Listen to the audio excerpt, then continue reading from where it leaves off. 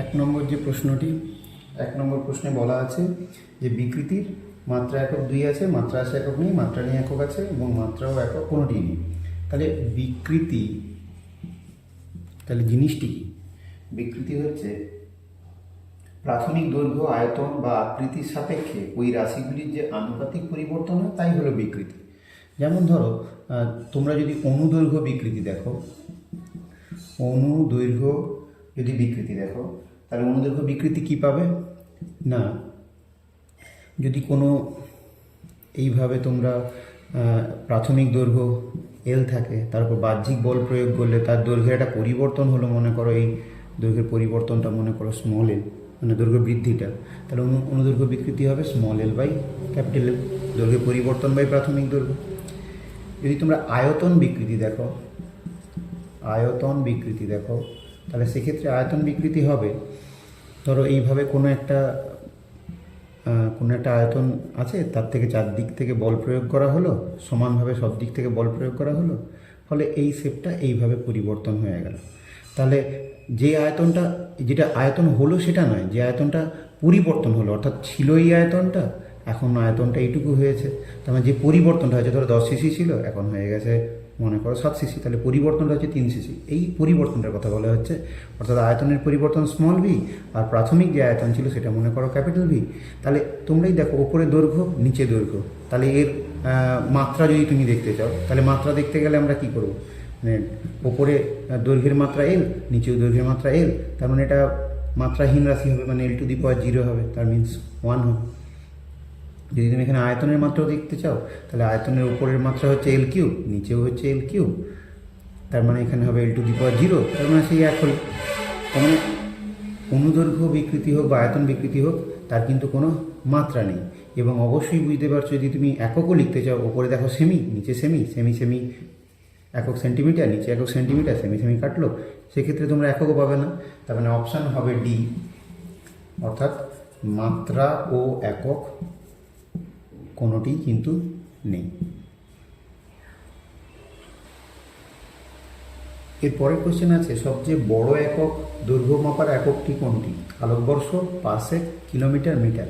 তো তার আগে আমরা একটু জেনে নিই যে 1 লাইট ইয়ার মানে আলোকবর্ষ কাকে বলে। লাইট ইয়ার হচ্ছে শূন্য মাধ্যমে আলো 1 বছরে যে দূরত্ব অতিক্রম করে, এর মান হয় 9.4607 × 10⁻15 মিটার, এটা প্রায় হয়। বা অ্যাস্ট্রোনমিক্যাল ইউনিটে যদি বলো, তাহলে 63241 এত অ্যাস্ট্রোনমিক্যাল ইউনিট। অ্যাস্ট্রোনমিক্যাল ইউনিট মানে হচ্ছে সূর্য থেকে পৃথিবীর দূরত্বটাকে মোটামুটি 1 অ্যাস্ট্রোনমিক্যাল ইউনিট বলে। আচ্ছা, পারসেক যদি হয় তাহলে কী হবে? 1 পিসি 3.26 লাইট ইয়ার, অর্থাৎ আলোকবর্ষ যা, তার 3.26 এত গুণ হচ্ছে 1 পারসেক। এটা যদি মিটারে করতে চাও, তাহলে 3.0857 × 10⁻16 মিটার। আর এখানে 1 কিলোমিটার তো তোমরা জানো যে এটা হয় 1000 মিটার, আর 1 মিটার তো, তাহলে দেখেই বুঝতে পেরেছো যে কোন দূরত্বটা সব থেকে বেশি বড় হবে। তাহলে দেখো এখানে 9.4607 × 10⁻15, আর এখানে কিন্তু আছে 3.0857 × 10⁻16 মিটার। তার মানে বুঝতেই পেরেছো এখানে পারসেক উত্তরটি সব থেকে বেশি হবে। সবথেকে বড় দৈর্ঘ্য মাপার একক পারসেক। পারসেকের সাহায্যে সাধারণত কী করা হয়, লার্জ ডিস্টেন্স মানে সোলার সিস্টেমের বাইরে যদি কোনো বস্তু থাকে, সেই দূরত্বগুলো নির্ণয় করার সময় আমরা মূলত পারসেক ব্যবহার করি। সোলার সিস্টেমের বাইরে, এখানেও ব্যবহার করা যেতে পারে সোলার সিস্টেম ইউজ করে, কিন্তু সেক্ষেত্রে ছোটো হবে। সোলার সিস্টেমের বাইরে যদি কোনো বস্তু থাকে, তাহলে তার দূরত্ব মাপতে গেলে বা দৈর্ঘ্য মাপতে গেলে সেই দূরত্বটা কত দূরে আছে, সেক্ষেত্রে পারসেক ব্যবহার করা হয়। এর পরের কোশ্চেন, বলের মাত্রা চেয়েছে। তাহলে তোমরা বল সমান জানো কী হয়, ভর ইন্টু ত্বরণ, F সমান m × a। তাহলে সেক্ষেত্রে ডাইমেনশন অফ F মানে বলের মাত্রা হবে, তাহলে ভরের মাত্রা আর ত্বরণের মাত্রা। তাহলে ভরের মাত্রা হয় m আর ত্বরণের মাত্রা হয় l⁻² কত, -2। তাহলে বলের মাত্রা হবে m l⁻²। এক্ষেত্রে ডি এর যে অপশানটি আছে, সেই ডি এর অপশানটি সঠিক হবে। এর পরের কোশ্চেন আছে কি, যে নিচের কোন রাশিটি অন্যদের থেকে আলাদা? আচ্ছা, চাপ। চাপ সমান কি হচ্ছে না, চাপ সমান হচ্ছে বল বাই ক্ষেত্রফল। তাহলে বল এবং ক্ষেত্রফলের যদি তুমি একক দেখতে চাও, তার মানে বলের একক সিজিএস পদ্ধতিতে ধরো ডাইন, আর ক্ষেত্রফলের একক সেমি স্কোয়ার, ডাইন পার সেমি স্কোয়ার পেলে। আচ্ছা, যদি পীড়ন দেখো, পীড়নও কিন্তু হবে কি না প্রতিক্রিয়া বল, মানে কোনো বস্তুর তোমরা স্থিতিস্থাপকতায় পড়েছ, প্রতিক্রিয়া বল একক ক্ষেত্রফলের ওপর যে প্রতিক্রিয়া বলটা কাজ করে, সেই প্রতিক্রিয়া বল এবং ক্ষেত্রফলের অনুপাত, সেক্ষেত্রে তোমরা দেখো এটা ডাইন পার সেমি স্কোয়ার পাবে। যখনই তোমরা স্থিতিস্থাপক গুণাঙ্ক দেখলে, যে কোনো স্থিতিস্থাপক গুণাঙ্ক দেখো, যে কোনো স্থিতিস্থাপক গুণাঙ্ক বলতে, যে কোনো স্থিতিস্থাপক গুণাঙ্ক বলতে না, স্থিতিস্থাপক গুণাঙ্ক সমান তোমরা জানো এটা পীড়ন বাই বিকৃতি হয়। যদি স্থিতিস্থাপক গুণাঙ্ক বলতে ইয়ং গুণাঙ্ক, আয়তন বিকৃতি গুণাঙ্ক, দৃঢ়তা গুণাঙ্ক, এদের কথা বলা হচ্ছে। তাহলে পীড়ন বাই বিকৃতি, বিকৃতি তো কোনো একক বা মাত্রা হয় না, তোমার প্রথম কোশ্চেনেই দেখেছো। তার মানে দেখো যাহাই পীড়নের একক তাহাই স্থিতিস্থাপক গুণাঙ্কেরও একক হবে ডাইন পার সেমি স্কোয়ার। যদিও একক জানতে চাইনি, বলেছে কোন রাশিটি আলাদা, তার মানে সবগুলোই দেখো বল বাই ক্ষেত্রফল আকারেই আমরা পাচ্ছি। কিন্তু এই যে বল আছে দেখো, সেক্ষেত্রে কিন্তু এই বলটার একক হবে ডাইন, ক্ষেত্রফল তো আর আসবে না এক্ষেত্রে, তাহলে উত্তর কিন্তু হবে ডি এর উত্তরটা। আচ্ছা, দেখে যে কোয়েশ্চেনটি আছে তাতে তুলা যন্ত্রে ওজন বাক্সে বাটখারাগুলির যে ভরের অনুপাত থাকে সেটা কী অনুপাতে থাকে, এটা অপশান সিতে তোমরা দেখতে পাবে। এর উত্তরটা হবে 5:2:2:1 এই অনুপাতে থাকে। তোমরা এটা জানো এবং এর ব্যবহারিক প্রয়োগও তোমরা দেখেছো। 6 দাগের কোয়েশ্চেনে আছে যে 1 ন্যানোসেকেন্ড সমান কত সেকেন্ডের সমান। 1 ন্যানোসেকেন্ড মানে এটা হবে 10⁻⁹ second. 1 nanosecond is equal to 1 nanosecond সমান 10⁻⁹ সেকেন্ড। অপশান সি এর উত্তরটা এক্ষেত্রে সঠিক হবে। যখনই কোনো ন্যানোসেকেন্ড গুলো পাবে, ন্যানোমিটার পাবে, সবসময় মনে রাখবে 10⁻⁹ হবে। তাহলে মিটার হলে তখন 10⁻⁹ মিটার হবে, ন্যানোসেকেন্ড মানে 10⁻⁹ সেকেন্ড হবে। 7 যে অপশানটি আছে যে অভিকর্ষহীন স্থানে কাজ করবে না কোনটা, স্প্রিং তুলা, সাধারণ স্কেল এবং এ বি উভয়। দেখো স্প্রিং তুলা যখনই তোমরা দেখবে যে এখানে এরকম ভেতরে এরকম একটা কাঁটা টাইপের কিছু থাকে, আর মাঝখানে এখানে কিন্তু কী থাকবে জানো তো, স্প্রিং থাকবে। মানে সোজা কথায় স্প্রিং থাকবে। এবার দেখো আমি এখানে কোনো ভর চাপালে তাহলে এদিকে তো কোনো না কোনোভাবে নিচের দিকে কোনো না কোনো বল তো ক্রিয়া করতে হবে। এই স্প্রিংয়ের ক্ষেত্রে যদি তুমি এখানে ভর চাপাও, তাহলে নিচের দিকে তো যদি এই ভরের মান এম হয়, অভিকর্ষ ত্বরণ জি যদি হয়, বা কোনো ফোর্স জি এর থেকে যদি কম বেশি যে কোনো মানেরই হোক, তাহলে তখনই তো বল ক্রিয়া করবে এম জি বা এম জি ড্যাশ যাই হোক। তাহলে এই যে বলটা ক্রিয়া করবে সেটা কোন দিকে ক্রিয়া করবে, নিচের দিকে ক্রিয়া করবে। তো সেই বলটাই যদি না থাকলো, মানে জি যদি না থাকলো, অভিকর্ষহীন স্থান যদি হয়, তাহলে জির মান যদি 0 হয়, তার মানে এই বলটা ক্রিয়া করবে না, ফলে এটা তো নিচের দিকে নেমে আসারও কোনো প্রশ্ন থাকবে না, তাহলে সেক্ষেত্রে স্প্রিং তুলা ব্যর্থ হবে। এখন মনের মধ্যে একটা কনফিউশন হবে যে সাধারণ তুলা যন্ত্রের ক্ষেত্রে তো এরকম কোনো ব্যাপার নেই।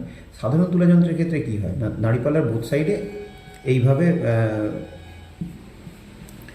ভর দেওয়া থাকে, আর এই পাশে বাটখারা চাপাতে হয়। এদিকে আমরা কোনো ভর দিই আর ওইদিকে কোনো বাটখারা চাপাই।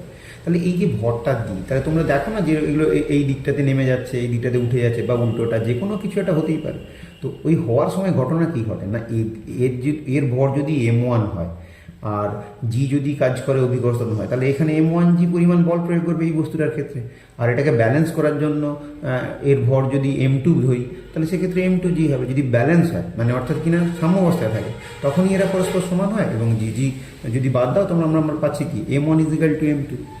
সেক্ষেত্রে আমরা পাচ্ছি কি যে M1 সমান M2 পেয়ে গেলাম। কিন্তু খেয়াল করো, এটা ক্রিয়া করলে এই জি থাকলে তবে না বোথ সাইডে এদিকেও বল ক্রিয়া করবে ওদিকেও বল ক্রিয়া করবে। যদি জি নাই থাকলো তখন তো এই কোনো দিকে ঝুঁকে পড়ার প্রশ্নটাও আসবে না। তাহলে 7 দাগের অপশানে এ ও বি, অর্থাৎ ডি এর দাগের যে অপশানটি আছে ওটাই উত্তরটা হবে। এরপরে একটি অঙ্ক দিয়েছে যে প্রাথমিক বেগের মান 20 মিটার/সেকেন্ড, মানে ইউ = 20 মিটার/সেকেন্ড, এবং মন্দন এ সমান দেওয়া আছে 2.5 মিটার/সেকেন্ড² মন্দন। এটা কিন্তু মন্দন বলা আছে, তোমরা এখানে মাইনাস ইউজ করে নিতে পারো। আর থামার সময় টি জানতে চেয়েছে, তাহলে ইউ দেওয়া আছে, এ দেওয়া আছে, আর টি বের করতে হবে। তোমরা যে সূত্রটি জানো, মানে সেক্ষেত্রে যেহেতু এস কোনো দেওয়া নেই, মানে অতিক্রান্ত দূরত্ব দেওয়া নেই, একটি সূত্র হবে v = u + at, আমরা এটা জানি। তাহলে ভি এর জায়গায় থেমে গেছে, তো বলেছে থেমে গেছে, থেমে গেলে অন্তিম বেগের মান 0 আসবে। তাহলে ভি এর জায়গায় 0 বসাও, ইউর জায়গায় 20 বসাও, প্লাস লেখো এর জায়গায় তখন -2.5 বসাও। আদারওয়াইজ যদি তোমরা মনে করো যে না আমরা তো জেনেই এখানে মন্দন বলেইছে, তাহলে সমীকরণটাতে ভি সমান ইউ মাইনাস এটি ব্যবহার করতে পারো। ভি সমান যদি ইউ মাইনাস এটি ব্যবহার করো তাহলে এখানে এই মাইনাস চিহ্নটি ব্যবহার করবে না, সরাসরি এর জায়গায় 2.5 বসাবে। আর যদি তোমরা একটাই সূত্র শিখে থাকো যে ভি সমান ইউ প্লাস এটি ব্যবহার করবো, সেক্ষেত্রে মন্দনের জায়গায় আমরা এখানে মাইনাস ব্যবহার করবো, সেক্ষেত্রে কোনো ভুল হবে না, তোমরা যে কোনো একটি ব্যবহার করতে পারো। সমান টি ইন্টু টি, তাহলে টি সমান এখানে হবে 20/2.5, এটা ভাগ করলে আমরা এখান থেকে পাবো 8 সেকেন্ড উত্তর হবে। এখান থেকে তোমরা 10 গুণ করে দাও, 5 5 25, 5 2 10, 5 4 20, 4 2 8, তাহলে উত্তর হবে 8 সেকেন্ড। 9 থেকে প্রশ্নে আছে কোনো বস্তু সমতরণে যাচ্ছে, তার প্রাথমিক বেগ ছিল ইউ এবং তার অন্তিম বেগ হয়ে গেল ভি, তাহলে সেক্ষেত্রে গড় বেগ কত হবে? তাহলে গড় বেগ সমান হবে ইউ প্লাস ভি বাই 2, কারণ প্রাথমিক বেগ ইউ, অন্তিম বেগ ভি, তাই গড় বেগের মান হয়ে যাবে কত? তাই ইউ প্লাস ভি বাই 2। এই গড় বেগ নিয়েই চলছে, আমরা ধরে নিতে পারি, যদিও এ সমতরণে গতিশীল। তাহলে গড় বেগের মান হবে কি? প্রাথমিক বেগ ইউ, অন্তিম বেগ ভি হলে হবে ইউ প্লাস ভি বাই 2। নিউটনের গতিসূত্র থেকে কোনটি জানা যায় না? অপশানে বস্তু জাড্য ধর্ম, বি আছে বলের পরিমাণবাচক সংজ্ঞা, সি বস্তুর গতিবেগের পরিবর্তন শুধুমাত্র বাহ্যিক কার্যকর বলের দ্বারাই সম্ভব, বস্তু স্থিতিশীল ও সমবেগে গতিশীল অবস্থার মধ্যে একটা অভিন্নতা আছে, তার স্পষ্ট বিবৃতি। এক্ষেত্রে যেটা জানা যায় না সেটা হচ্ছে বির অপশানে যেটি আছে সেটা হচ্ছে বলের পরিমাণবাচক সংজ্ঞা। এটা হচ্ছে এক্ষেত্রে জানা যাবে না, মানে পরিমাণবাচক সংজ্ঞা বলতে মানে F equals to M A, মানে পরিমাণ বাচক যেটা মানে আমরা যেটা বলের পরিমাপ করতে পারি, সেক্ষেত্রে আমাদের সমীকরণটি হয় F is equal two M A. কিন্তু বলেছে প্রথম গতিসূত্র থেকে কী জানা যায়? জাড্য ধর্ম জানা যায়, বল কাকে বলে সেটা জানা যায়, বলের সংজ্ঞা জানা যায়, কিন্তু কখনোই বলের পরিমাণবাচক সংজ্ঞাটা জানা যাবে না। এরপরের যে কোয়েশ্চেনটি আছে 11 থেকে যে কোয়েশ্চেনটি আছে, যে বস্তুর ভর যে বস্তুর সাপেক্ষে অন্য কোনো বস্তুর স্থিতি বা গতি পরিমাপ করা হয় তাকে বলে নির্দেশতন্ত্র, আপেক্ষিক তন্ত্র, স্থির বস্তু, নির্দেশ বস্তু। তাহলে এই ক্ষেত্রে অপশান ডি এরটা হবে, নির্দেশ বস্তু হবে এটা।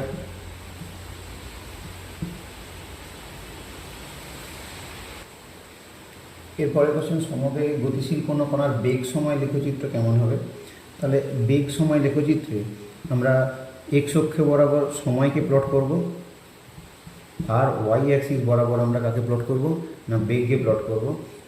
এটা বেগকে প্লট করবো ওয়াই অ্যাক্সিস বরাবর, কারণ যে স্বাধীন চলরাশি হয় সে সবসময় এক্স অক্ষ বরাবর বসবে, আর যে অধীন চলরাশি হয় সে ওয়াই অ্যাক্সিস বরাবর বসবে।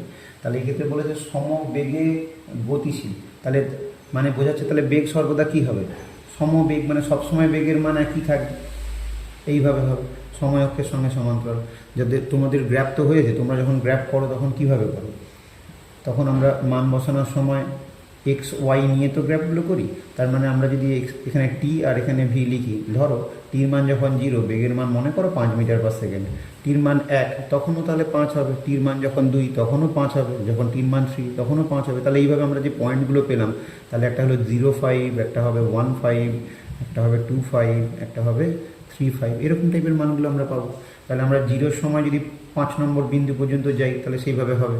তাহলে এখানে যদি ধরো সময়ের মান যখন 1 সেকেন্ড তখন মনে করো 5, তখন সেক্ষেত্রে এটা পেলাম। যে পয়েন্টগুলো আমরা জানি, যখন 2 হয় তখনও পাচ্ছি 5, মানে 2 ঘর এক্স অ্যাক্সিস বরাবর গেলাম আর ওয়াই অ্যাক্সিস বরাবর আমরা 5 ঘর গেলাম। যখন 3-এ যাচ্ছি, যখন এখানে 3 ঘর এক্স অ্যাক্সিস বরাবর গেলাম ওয়াই অ্যাক্সিস বরাবর, তখনও সেক্ষেত্রে এটা 5 হচ্ছে। তাহলে দেখো এগুলো জুড়লে কিন্তু আমরা এরকম একটা এক্স অক্ষের সঙ্গে অর্থাৎ কিনা সময় অক্ষের সঙ্গে আমরা সমান্তরাল রেখাটা পাবো। তাহলে এক্ষেত্রে যে উত্তরটি হবে সেটা হচ্ছে এর দাগের উত্তরটি সঠিক হবে, কারণ এটাই বলা আছে যে সময় অক্ষের সঙ্গে সমান্তরাল একটি সরল রেখা, এটা বলা আছে। এবং বি এর অপশানগুলোতে আছে বেগ অক্ষের সঙ্গে সমান্তরাল, তাহলে এটা তো কখনো হবে না, এটা বেগ আর এই বরাবর কি হবে? কখনো হবে? কখনো হবে না। আবার আছে মূলবিন্দুগামী একটি সরলরেখা, তাহলে এটা কি মূলবিন্দুগামী সরলরেখা হচ্ছে? কখনোই হবে না। এটা সমতরণ যদি হয় হতে পারত। আর এই ক্ষেত্রে এই গ্রাফটা এই কারণেই হবে না, দেখো সময়ের মান কিন্তু সর্বদা বাড়বে, এটা বোঝাচ্ছে যে সময়ের মান স্থির হয়ে দাঁড়িয়ে আছে, তাতে বেগের মান ধীরে ধীরে বাড়ছে। এটা কি হবে? কখনো সময় স্থির থাকবে কি? সময় তো এগিয়ে যাবে আস্তে আস্তে করে। আর একটি আছে লেখচিত্র মূলবিন্দুগামী বক্ররেখা, মানে মূলবিন্দু দিয়ে গেছে এরকম কোনো একটা বক্ররেখা বা এরকম কোনো বক্ররেখা, এরকম কিছু বলতে যাচ্ছে। তো সেটা এগুলো কোনোটাই হবে না, তাহলে এক্ষেত্রে অপশন এটাই সঠিক হবে। এর পরে একটি কোয়েশ্চেন আছে যে এক্স বলের দুটি সমকোণী উপাংশের একটি ওয়াই হলে অপরটি কত? তার মানে কি বলতে চেয়েছে? সমকোণী উপাংশ, তাহলে একটা এক্স অক্ষ আর এই দুটাতে ওয়াই অক্ষ।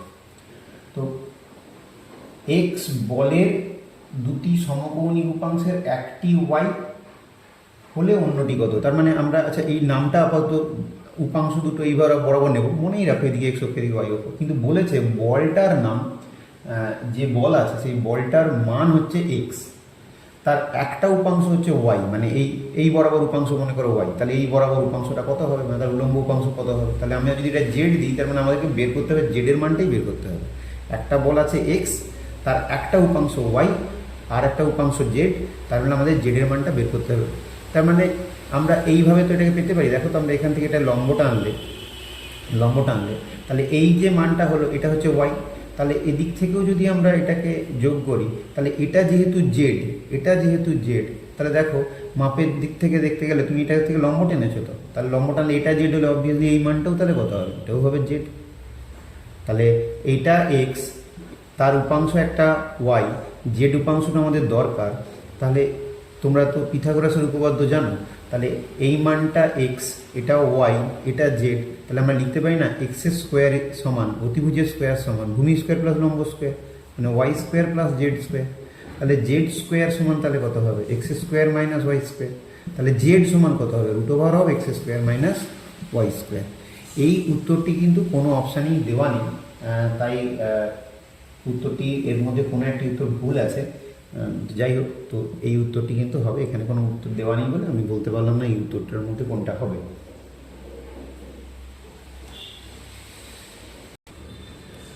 বলেছে একটি পাত্রে তরল আছে, 14 দাগের কোশ্চেন, একটা পাত্রে তরল আছে এবং এই পাত্রে যে তরল আছে সেই তরল থেকে এরকম একটা এইচ গভীরতা এখানে চাপের মান কি হবে যদি এটা অবাধে পতনশীল হয়? তাহলে দেখো অবাধে যখন পতনশীল হবে তখন যে চাপ হবে তখন সেই চাপের মান হবে 0, কারণ আমরা চাপ সমান কি জানি?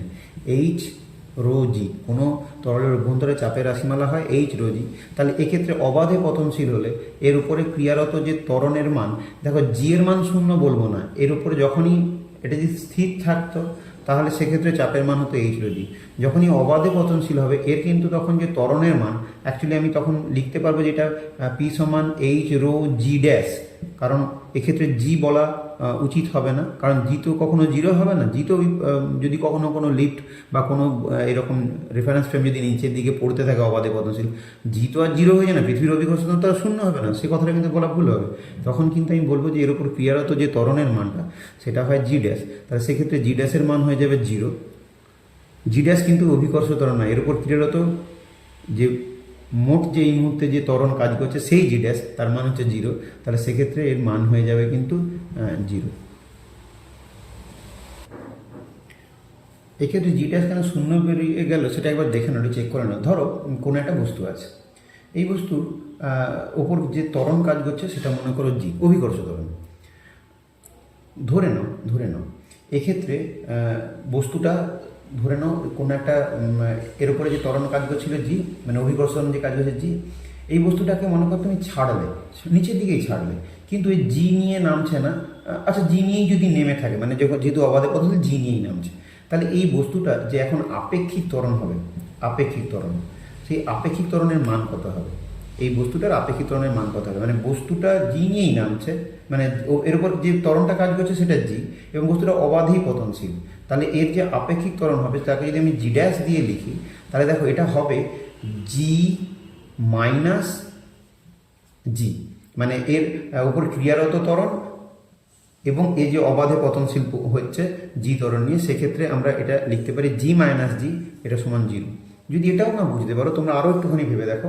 ধরো এই বস্তুটা আছে, এর উপরে অভিকর্ষ ত্বরণ কাজ করছে জি, কিন্তু বস্তুটা মনে করো এফ ত্বরণ নিয়ে বা এ ত্বরণ নিয়ে নিচের দিকে নামছে, বস্তুটা এ ত্বরণ নিয়ে নিচের দিকে নামছে, তাহলে এর ক্ষেত্রে আপেক্ষিক ত্বরণ কী লিখতাম? তাহলে এর ক্ষেত্রে আমরা আপেক্ষিক ত্বরণ কিন্তু লিখতাম, আপেক্ষিক ত্বরণ জি ড্যাশ সমান লিখতাম জি মাইনাস এ, আপেক্ষিক ত্বরণ লিখতাম জি মাইনাস এ। তাহলে এক্ষেত্রে এ সমান কি হয়ে গেছে? এক্ষেত্রে এ সমান জি হয়ে গেছে। তাহলে আমরা যখন এর জায়গায় জি বসাবো তখন জি মান, জি ড্যাশের মান 0 হচ্ছে। তাহলে দেখো এখানে তুমি জি ড্যাশের মান বসাও, তাহলে সেক্ষেত্রে তোমরা চাপের পরিমাণটা কিন্তু 0 পাবে। এগুলো কিন্তু ভালো করে বুঝে নেবে। আপেক্ষিক ত্বরণ, যখনই আমি কোনো বস্তুকে এইভাবে ছেড়ে দেব বা অবাধে পতনশীল হবে, তার ত্বরণটা কিন্তু অভিকর্ষ ত্বরণের অধীনেই পড়ছে, কিন্তু তার যে ত্বরণ, সেই ত্বরণটা তখন কিন্তু আপেক্ষিক ত্বরণ কথাটা প্রযোজ্য হবে। এবং সবসময় এমন তো নাও হতে পারে যে সেটা জি ত্বরণেই পড়বে। তুমি লিফটে নামছো, লিফট একটা এফ ত্বরণ নিয়ে কিছু বা এ ত্বরণ নিয়ে কিছু নামছে, তাহলে সেক্ষেত্রে সর্বদা জি হবে এমন কথা নেই এবং যেটা 0 হবে এমনও কোনো কথা নেই, কিন্তু আগের থেকে এর মানটা কমে যাবে। ফলে সেক্ষেত্রে তোমরা অনেক অঙ্কও করে থাকবে নিউটনের গতিসূত্রে, যে লিফটে চললে লিফটে কেন হালকা বোধ হয়, এইগুলো তোমরা পড়বে। এরপরের কোশ্চেন আছে চাপ ও ঘাতের মধ্যে সম্পর্ক হলো। তোমরা তো জানো যে চাপ সমান কি হয়, ঘাত বাই ক্ষেত্রফল। কোনো তল আছে, এই তলের এটা ক্ষেত্রফল, এর উপর একক ক্ষেত্রফলের উপরে লম্বভাবে যে বল প্রয়োগ করে, একক ক্ষেত্রফলের উপর লম্বভাবে যে প্রযুক্ত বল, আমরা তাকেই চাপ বলি। বলের আরেক নাম কিন্তু ঘাত, বলের আরেকটা নাম ঘাত। তাহলে সেক্ষেত্রে চাপ সমান কী হবে না ঘাত বাই ক্ষেত্রফল, অর্থাৎ বিয়ের দাগে যে উত্তরটি আছে সেই উত্তরটি সঠিক হবে এক্ষেত্রে।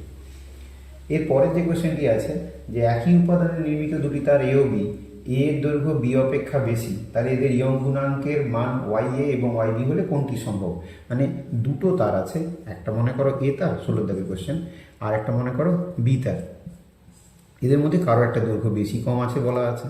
তো দৈর্ঘ্য বেশি কম হতেই পারে, তারের দৈর্ঘ্য বেশি কম হলে কি এদের ইয়ং গুণাঙ্কের মান চেঞ্জ হবে? ওয়াই এ সমান ওয়াই বি হবে। ইয়ং গুণাঙ্কটা কার উপর নির্ভর করে?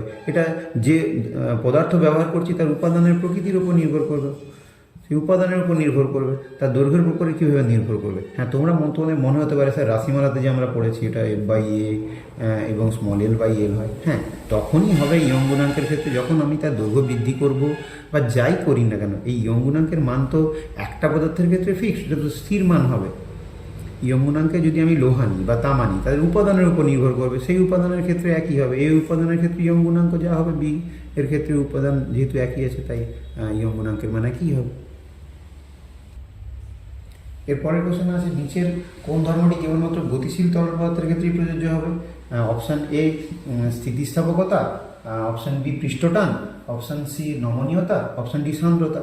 তাহলে অপশান ডি সান্দ্রতাই অপশানটা এক্ষেত্রে সঠিক হবে, কারণ গতিশীল তরল যখন হয় তখন কীভাবে তোমরা পড়েছো যে প্রত্যেকটা স্তর আরেকটা স্তরের উপর দিয়ে যখন গতিশীল হতে চাচ্ছে তখন গতির বিরুদ্ধে বিপরীত দিকে একটা বল ক্রিয়া করে এবং সেই বলের সমপরিমাণ বল আমরা প্রয়োগ করলে তবেই ওই স্তরটা গতিশীল হবে। তাহলে সেক্ষেত্রে যে বলটি কাজ করে সেটার নাম সান্দ্রতা। স্থিতিস্থাপকতা, পৃষ্ঠটান এবং নমনীয়, পৃষ্ঠটান তরলের উপরিতল সংক্রান্ত, একদম উপরের পৃষ্ঠের সংক্রান্ত ঘটনা। নমনীয়তা এক্ষেত্রে প্রযোজ্য নয় এবং স্থিতিস্থাপকতার কথাটি একদমই প্রযোজ্য নয়, যেহেতু তরলের স্তর গতিশীল তরলের ক্ষেত্রে অবশ্যই সান্দ্রতা কথাটি এক্ষেত্রে প্রযোজ্য হবে। এরপরের কোশ্চেন আছে যে 19 দাগের যে কোশ্চেনটি আছে, 19 দাগের যে কোশ্চেনটি আছে যে পীড়ন সমান কি হবে? আচ্ছা, 17 পর 18 দাগের কোশ্চেনটা ছেড়ে গেছি। 18 দাগের কোশ্চেনটি আছে তরলে সম্পূর্ণ নিমজ্জিত বস্তুর গভীরতা বৃদ্ধির সাথে সাথে ওর কোনটা কি পরিবর্তন আছে? অপশান এ আছে চাপ বৃদ্ধি পায় কিন্তু প্লবতা স্থির থাকে, চাপ বৃদ্ধি পায় প্লবতা হ্রাস পায়, চাপ ও প্লবতা দুই বৃদ্ধি পায়, চাপ স্থির থাকে কিন্তু প্লবতা বৃদ্ধি পায়। তাহলে এক্ষেত্রে যেটি হবে সেটা হবে চাপ বৃদ্ধি পাবে কিন্তু প্লবতা স্থির থাকবে। কারণ দেখো, যখনই কোনো বস্তুকে তরলে সম্পূর্ণ নিমজ্জিত করেছো, তাতে যদি তুমি তখন এর গভীরতা বাড়াও, একে যদি আরও গভীরের দিকে নিয়ে যাও, তাহলে পি সমান এইচ রয়েছে। তাহলে যত গভীরতা বাড়বে তত চাপের পরিমাণ বাড়বে। কিন্তু প্লবতা বলের রাশিমালা কী হয়? প্লবতা বলের রাশিমালা হয় কি হয়? ভি রো জি, অর্থাৎ ভি মানে নিমজ্জিত অংশের আয়তন এবং রো মানে তরলের ঘনত্ব, জি মানে অভিকর্ষ ত্বরণ। তাহলে দেখো সবটাই তো নিমজ্জিত আছে, তুমি আরও যদি ভেতরে গভীরতায় নিয়ে যাও তাতে কি এই রাশিটার কোনো পরিবর্তন হবে নাকি এদের কারো পরিবর্তন হবে? তাই প্লবতা বল স্থির থাকবে কিন্তু গভীরতা বাড়ার সঙ্গে সঙ্গে চাপের পরিমাণ কিন্তু আস্তে আস্তে বেড়ে যাবে। এরপরে কোশ্চেন হচ্ছে পীড়নের মাত্রিয় সংকেত কি। তাহলে পীড়ন সমান আমরা জানি যে এটা হয় বল বাই ক্ষেত্রফল, পীড়ন সমান তাহলে বলের মাত্রা বাই ক্ষেত্রফলের মাত্রা M L T to the power -2, ক্ষেত্রফলের মাত্রা এল স্কোয়ার, তাহলে হবে M L to the power -1 T to the power -2, অর্থাৎ কিনা এক্ষেত্রে M L to the power -1 T to the power -2 অপশানটি যেটি দেওয়া আছে সেটি সঠিক হবে এবং সেক্ষেত্রে বি এর উত্তরটি সঠিক হবে। এবার পরের কোশ্চেন যে পৃষ্ঠটানের একক কী হবে। তাহলে পৃষ্ঠটান সমান কী হয় না, একক দৈর্ঘ্যের ওপর প্রযুক্ত বল, মানে বল বাই দৈর্ঘ্য, তার মানে এর একক কী হবে, বলের এসআই পদ্ধতিতে একক হবে নিউটন আর দৈর্ঘ্যের একক হবে মিটার, তার মানে একক হবে নিউটন পার মিটার। এই ক্ষেত্রে যে উত্তরটিতে নিউটন পার মিটার আছে অর্থাৎ সি এর উত্তরটা নিউটন মিটার ইনভার্স, সি এর উত্তরটা ঠিক। এরপরে আছে যে দুটি তরলের ঘনত্ব D1 D2, তরল দুটিকে সমভরে মিশ্রিত করলে মিশ্রণের ঘনত্ব কী হবে। 21 থেকে দুই কোশ্চেনটি আছে কি বলেছে, দুটো তরলকে তো মেশাতে হবে, সমভরে মেশাতে হবে, মানে এইভাবে, মানে একটি তরলের ভর m, এই তরলটির ভর মনে করো m, এই তরলের ভরটিও মনে করো m, এর ঘনত্ব মনে করো D1, এর ঘনত্ব তাহলে মনে করো D2, তাহলে দুজনকে সমভরে মিশিয়েছে, তার মানে এর আয়তন V1 সমান কী হবে, ভর বাই ঘনত্ব m বাই D1 এর আয়তন, তাহলে এর আয়তন কত, V2 সমান কী হবে, এর ভর m আর এর ঘনত্ব D2। যখনই মিশিয়েছি তাহলে যে মিশ্রণটা তৈরি হলো, তাহলে মিশ্রণের মোট ভর কত হবে, মিশ্রণের মোট ভর কত হবে, তাহলে মিশ্রণের মোট ভর হচ্ছে এর ভর m আর এর ভর m যোগ করলে কত পাচ্ছি 2m, মিশ্রণের মোট ভর। তাহলে মিশ্রণের মোট আয়তন কত হবে, মিশ্রণের মোট আয়তন কত হবে, এর আয়তন V1 আর এর আয়তন V2, তাহলে V1 প্লাস V2, তাহলে V1 এর মান কত আছে m by D1 R V2 এর মান হচ্ছে m বাই D2, তাহলে এক্ষেত্রে আমরা m কমন নিয়ে নিলে কী পাচ্ছি 1 by D1 plus 1 by D2। তাহলে এক্ষেত্রে আমরা লসাগুটা একটু নিয়ে নিলে ভালো হয়, এক্ষেত্রে লসাগু হবে D1 D2 এবং এখানে পাবো D2 প্লাস D1।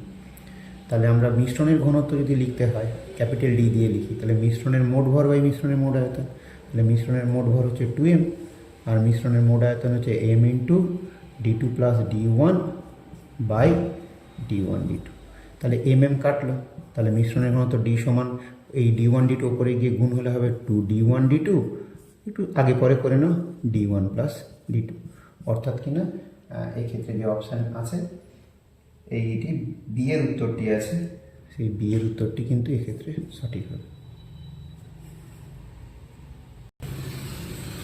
22 উত্তর কোশ্চেনটি আছে 1 টর সমান কি। তো 1 টর সমান কাকে বলবো, 1 টর না 1 মিলিমিটার, 1 মিলিমিটার তারস্তম্ভের চাপকেই বলা হবে 1 টর। তাহলে এক্ষেত্রে যে অপশানটি আছে সেটা হচ্ছে বি এর অপশানটি আছে, বি এর অপশানটি ঠিক হবে, 1 টর সমান কত এই জি চাপ হবে। এরপর 23 কোশ্চেন যেটি আছে যে রাদারফোর্ডের যে পরমাণু মডেল আছে সেই অনুসারে পরমাণুর ভর সমস্ত পরমাণু জুড়ে সুষমভাবে বিস্তৃত, মূলত নিউক্লিয়াসে কেন্দ্রীভূত থাকে, তারপরে অপশান আছে মূলত নিউক্লিয়াসের বাইরে বিস্তৃত, অর্ধেক নিউক্লিয়াস আর বাকি অর্ধেক নিউক্লিয়াসের বাইরে থাকে। তো অপশান বিতে যেটি আছে সেটা হচ্ছে মূলত নিউক্লিয়াসে কেন্দ্রীভূত থাকে, সেই নিউক্লিয়াসে কেন্দ্রীভূত যে থাকে যেটা, কারণ তোমরা যখন পড়েছো যে নিউক্লিয়াসের বাইরে বিভিন্ন কক্ষপথে ইলেকট্রনগুলো আছে, এই কক্ষপথ এই কক্ষপথ এম কক্ষপথ এইগুলো আছে, আর নিউক্লিয়াসের এই কক্ষপথগুলোতে ইলেকট্রনগুলো থাকবে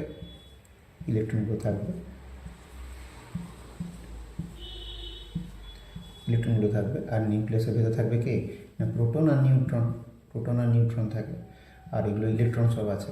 তো প্রোটন আর নিউট্রন ইলেকট্রনের তুলনায় বহুগুণ ভারী, তাহলে সমস্ত ভর প্রায় ওই নিউক্লিয়াসে সমস্ত কেন্দ্রীভূত থাকবে।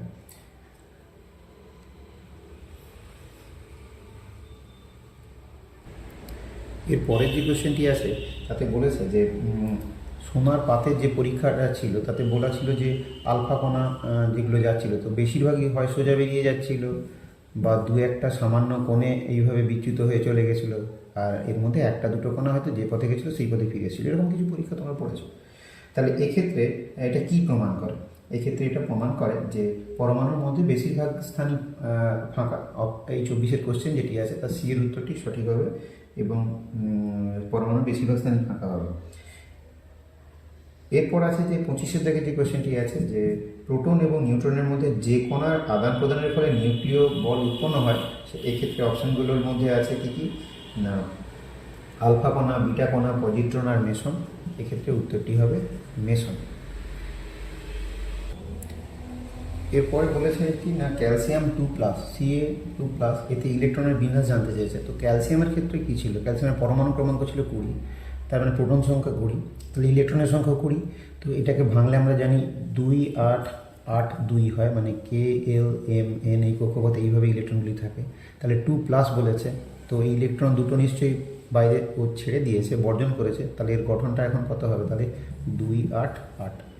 তাহলে কোন উত্তরটি সঠিক হবে, এর দাগের যে উত্তরটি আছে সেটি হবে এক্ষেত্রে সঠিক উত্তর। 27-এর দাগে একটি কোয়েশ্চেন আছে যে কোনটি আণুবীক্ষণিক ও দৃশ্যমান জগতের মধ্যে যোগসূত্র স্থাপন করে, সেটা হচ্ছে এক্ষেত্রে যে অপশান আছে ডাল্টনের সংখ্যা, বার্জেলিয়াস সংখ্যা, ফ্যারাডের সংখ্যা। সি এর উত্তরটি যেটা আছে সেটা হচ্ছে অ্যাভোগাড্রো সংখ্যা, অর্থাৎ কিনা এনে যার মান 6.023 × 10⁻23। মান দেয়নি, শুধু জানতে চেয়েছে যে কোন সংখ্যা, তো অ্যাভোগাড্রো সংখ্যাটাই উত্তর হবে সি এর উত্তর। এরপরে যে কোয়েশ্চেন আছে 28-এর থেকে যে কোয়েশ্চেনটি আছে যে 2 মোল জলে হাইড্রোজেন পরমাণুর সংখ্যা 1 মোল, 2 মোল, 3 মোল নাকি 4 মোল। তাহলে 2 মোল জলে, তাহলে জলের সংকেত কী হয়, H2O। তাহলে একটা অণু জলে হাইড্রোজেন পরমাণুর সংখ্যা কত আছে, তাহলে 2টি আছে। তাহলে 2 মোল জলে হাইড্রোজেন পরমাণুর সংখ্যা বলেছে, তাহলে হাইড্রোজেন পরমাণুর সংখ্যা তাহলে অবশ্যই হবে 4 মোল। একটা অণুতে যদি দুটো হাইড্রোজেন পরমাণু থাকে, তাহলে 2 মোল যদি জল নিই, তাহলে অবভিয়াসলি হাইড্রোজেন পরমাণুর সংখ্যা কত হবে, তখন 4 মোল হবে। অপশান ডি এর উত্তরটি সঠিক হবে। 29-এর থেকে যে কোয়েশ্চেনটি আছে সেটা হচ্ছে 1U অর্থাৎ 1 অ্যাটমিক মাস ইউনিট, AMU বলে। তো এটা কার সঙ্গে সমান, একটি হাইড্রোজেন পরমাণুর ভরের সঙ্গে সমান, একটি C12 পরমাণুর ভরের সঙ্গে সমান, একটি O16 পরমাণুর ভরের সঙ্গে সমান, নাকি একটি C12 পরমাণুর 1/12 ভরের অংশের সঙ্গে সমান। অবশ্যই এই উত্তরটি হবে, অর্থাৎ ডি এর উত্তরটি হবে যে একটি C12 পরমাণুর ভরের 1/12 অংশের সঙ্গে সমান। একটি C12 পরমাণুর ভরের 1/12 অংশের সমান হবে। পরের কোশ্চেন জানতে চেয়েছে যে এক সালফিউরিক অ্যাসিডের মোলার ভর কত। তো সালফিউরিক অ্যাসিডের সংকেত H2SO4। H2SO4 হাইড্রোজেনের আমরা এর আণবিক ভরটাকে বের করছি বা আণবিক গুরুত্বটাকে বের করে নিচ্ছি। তো 1 × 2 হাইড্রোজেনের জন্য, সালফারের কত হয় 32, আর অক্সিজেনের ক্ষেত্রে কত হবে 16 × 4।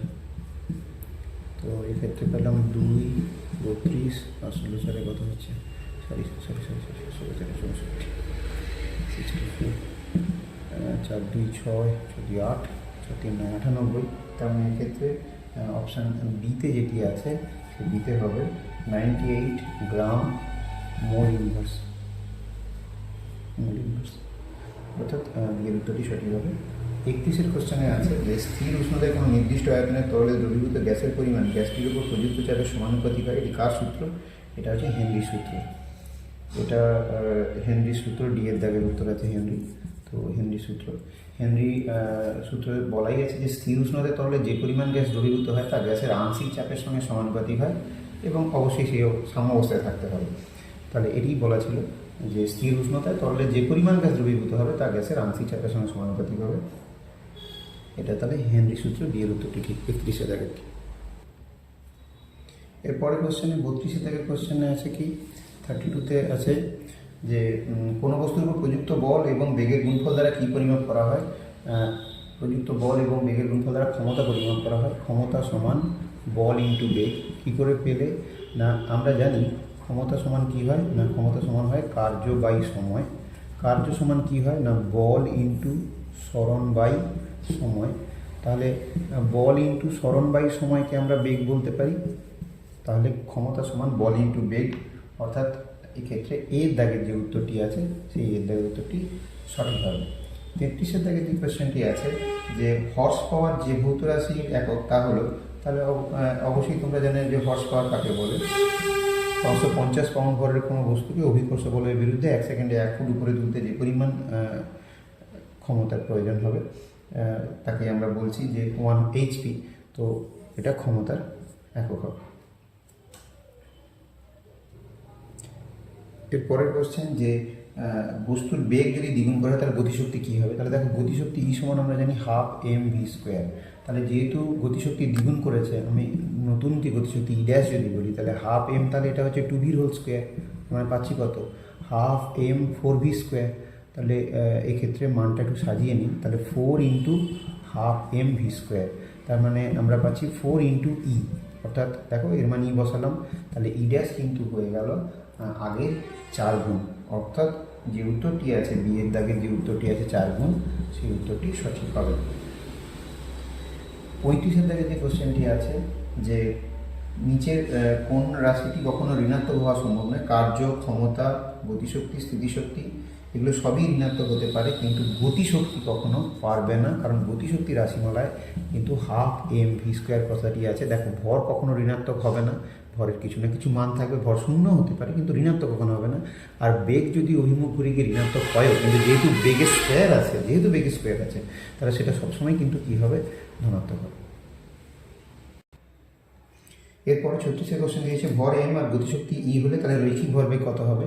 দেখো রৈখিক ভরবেগ যদি পি দিয়ে লিখি তাহলে আমরা জানি রৈখিক ভরবেগ সমান ভর ইন্টু বেগ হয়, আর গতিশক্তি আমরা জানি কত না 12mv² হয়। আচ্ছা আমরা যদি এটা করা যায়, ওপরে এম দিয়ে একটা অতিরিক্ত গুণ করলাম, তাহলে নিচে এম দিয়ে ভাগ করবো, দেখো তাহলে ঠিকই থাকবে। ওপরে একটা এম দিয়ে গুণ করেছি, নিচেও একটা এম দিয়ে আমরা ভাগ করে দিয়েছি, তাহলে একই রাখতে দিলাম।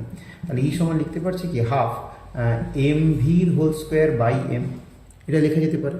তাহলে ই সমান এমভি মানে কি আছে দেখো পি, তার মানে এটা হচ্ছে p²/2m। তার মানে এক্ষেত্রে আমরা এর ভরবেগের যে সম্পর্ক যদি লিখতে চাই তাহলে p² সমান তাহলে কত হচ্ছে 2em। তাহলে p সমান হবে √2em, অর্থাৎ গতিশক্তির সঙ্গে ভরবেগের মধ্যে সম্পর্ক p সমান √2em। বিয়ের উত্তরটি যেটা আছে এক্ষেত্রে সেই বিয়ের উত্তরটি সঠিক হবে। 37-এর যে কোশ্চেনটি আছে তাতে বলেছে যে তাদের দুটো বস্তুর ভরের অনুপাত মানে m1:m2 সমান বলা আছে 1:2, এবং গতিশক্তির অনুপাত e1:e2 সমান বলা আছে 2:1। তাদের ভরবেগের অনুপাত অর্থাৎ p1:p2 মানটা আমাদেরকে বের করতে হবে। তো এটা তাহলে কীভাবে করা যাবে, আমরা এক্ষুনি পড়লাম p সমান কী হয় √2em পড়লাম। তার মানে p1/p2 যদি লিখি তাহলে একদম লিখতে পারি রুটের ভেতরে, গোটাটাই রুটের ভেতরে লিখব 2e1m1 2e2m2, 2 কাটলো √, দেখো এক্ষেত্রে e1/e2 বলা আছে 2/1, আর m1/m2 কিন্তু বলা আছে 1/2। তার মানে এটা 1 পাচ্ছি, তার মানে অবশ্যই কী হবে এর অনুপাতটা হবে p1:p2 সমান হচ্ছে কত না 1:1। উত্তর কী হবে, অর্থাৎ অপশান এ এর দাগেরটি এক্ষেত্রে সঠিক হবে।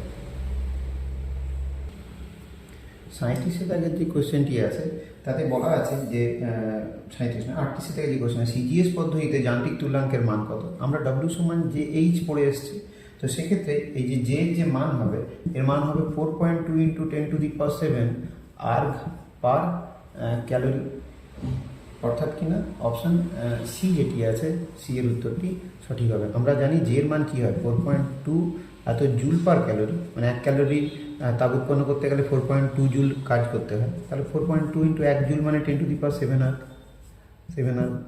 তার মানে এটা হচ্ছে যে এর মান, ওই সি এর উত্তরটি ঠিক হবে 4.2 × 10⁷ আর্গ পার ক্যালোরি। 39-এর কোশ্চেন যে বলেছে যে কোন উষ্ণতায় জলের ঘনত্ব সব থেকে বেশি হয়। তাহলে জলের ঘনত্ব সব থেকে বেশি হয় এটা যে 0°C, এখানে 4°C নিচ্ছি, তোমরা অলরেডি জানো। এইভাবে মাঝেও নিতে পারো 1°C, 2°C, 3°C, 4, এরকমভাবে যদি তোমরা লিখতে থাকো দেখবে যে 4 এই মানটা একটা মান হচ্ছে 0.9997, আর এখানে একটা মান নিতে পারো 1.0000। তো ডট ডট ডট করে এখান থেকে টানিয়ে দিলাম। মোটামুটি মানটা 4°C এখানে কিন্তু জলের ঘনত্ব সব থেকে বেশি হয়, তারপরে আবার কমতে থাকে। এখানে হওয়ার কারণ হচ্ছে এক্ষেত্রে এখানে জল 4°C অণুগুচ্ছ গঠন করে, মানে অণুগুচ্ছ মিন্স তার মানে সমস্ত জল অণুগুলো খুব কাছাকাছি চলে এসে এরা একটা গুচ্ছ আকারে থাকে, মানে একটা জল অণু আকারে থাকে না, একাধিক জল অণু একসঙ্গে থাকে, অণুগুচ্ছ গঠন করে। এর ফলে কিন্তু এর ঘনত্বের মানটা বেড়ে যায় 4°C। তারপরে আবার উষ্ণতা বৃদ্ধির সঙ্গে সঙ্গে কমতে থাকে, যেটা অন্য তরলের ক্ষেত্রে ব্যতিক্রম বলেই আমরা এটাকে ব্যতিক্রান্ত প্রসারণ বলে জানি। এরপরে কোশ্চেন আছে যে ব্যতিক্রান্ত প্রসারণ হয় কার? পারদ, গ্লিসারিন, জল, কেরোসিন। তাহলে বুঝতেই পারছো বিয়ের উত্তরটা হবে এক্ষুনি হয়েছে, জলের ক্ষেত্রেই ব্যতিক্রান্ত প্রসারণ হয়। 41 কোশ্চেন আছে তাপগতিবিদ্যার প্রথম সূত্রের গাণিতিক রূপ কি? অপশানগুলো আছে H সমান ml, H সমান mst, W সমান JH, W সমান JH এবং W সমান F ইন্টু S। তাহলে এই যে অপশন যে সি আছে এক্ষেত্রে এটা এ, এটা বি, এটা সি, এটা ডি ছিল। তো সি এর উত্তরটি ঠিক হবে, W সমান JH। এটা তাপগতিবিদ্যার প্রথম সূত্রের গাণিতিক রূপ, যে কিছু তাপ কাজ করলে সেটা তাপে রূপান্তরিত হয়, সেক্ষেত্রে W সমান যেই সূত্রটি হবে। H সমান ml বরফ গলনের লিন তাপ বা কোনো লিন তাপ সংক্রান্ত ব্যাপার যখন থাকবে তাহলে সেই স্টিমের লিন তাপের ক্ষেত্রে বা বরফ গলনের লিন তাপের ক্ষেত্রে সূত্রটি হয় যে পরিমাণ তাপ লাগে বরফ গলে যেতে বা স্টিম হতে, তার সূত্র এটা। H সমান mst যদি কোনো বস্তুর উষ্ণতার পরিবর্তন ঘটে তাহলে সেই বস্তু কর্তৃক গৃহীত বা বর্জিত তাপ যাই সীমালা হোক না কেন H সমান mst হবে। W সমান Fs অর্থাৎ কৃতকার্য সমান বল ইন্টু সরণ, সেটা কার্য সমান বল ইন্টু সরণ আমরা পেয়েছি। তাহলে এক্ষেত্রে সি এর উত্তরটি কী হবে? তাপগতিবিদ্যার প্রথম সূত্র W সমান JH। শ্রুতিগোচর শব্দের যে পাল্লা, সেই শ্রুতিগোচর শব্দের যে পাল্লা বি, সেটা হবে 20 হার্টজ থেকে 20 কিলো হার্টজ। এটা আমাদের শ্রুতিগোচর শব্দের পাল্লা। 42 উত্তরটা সঠিক। 43 উত্তর যেটা আছে ডেসিবেল এককে পরিমাপ করা হয় কার? প্রাবল্য, কম্পাঙ্ক, তরঙ্গদৈর্ঘ্য, পর্যায়কাল। এটার উত্তর হবে অপশান এ, প্রাবল্য। প্রাবল্য, কারণ কম্পাঙ্কের যে একক হয় কম্পাঙ্কের একক হার্টজ হবে, তরঙ্গদৈর্ঘ্য ল্যাম্ডার একক মিটার হবে এবং পর্যায়কাল টি দিয়ে লিখি, সেক্ষেত্রে সময় কিন্তু সেকেন্ড হবে। তাহলে প্রাবল্যেরই একক হবে এক্ষেত্রে ডেসিবেল। 44 যে কোয়েশ্চেনটি আছে তাতে বলা আছে যে রাশিটি পরিমাপযোগ্য সেটি হলো তীব্রতা, প্রাবল্য, তীক্ষ্ণতা আর হচ্ছে গুণ। তাহলে 44 দাগের যে কোয়েশ্চেনটি আছে অপশান এ, সেটা হচ্ছে তীব্রতা।